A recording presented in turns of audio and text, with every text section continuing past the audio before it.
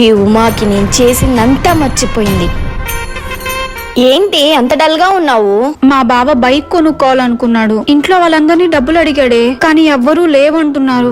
నాకు మాత్రం మా బావని చూస్తుంటే చాలా బాధగా అనిపిస్తుంది. మా బావ నా దగ్గరికి రాగానే ఒక మాట అన్నాడు, బైక్ కొనుక్కుంటే ఫస్ట్ నిన్నే ఎక్కించుకుంటాను అని. కానీ మా బావకి ఎలాగైనా 30,000 ఇవ్వాలి. మీ బావ బైక్ కోసమే కదే, నేనున్నాను కదా, నీకెందుకు? ఇది తీసుకో. ఎందుకే ఇది?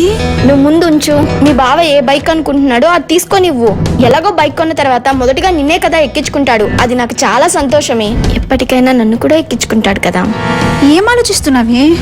ఏం లేదే, ముందు ఈ బంగారం ఇచ్చి మీ బావని బైక్ తీసుకోమని చెప్పు. నీ రుణం ఎలా తీర్చుకోవాలి?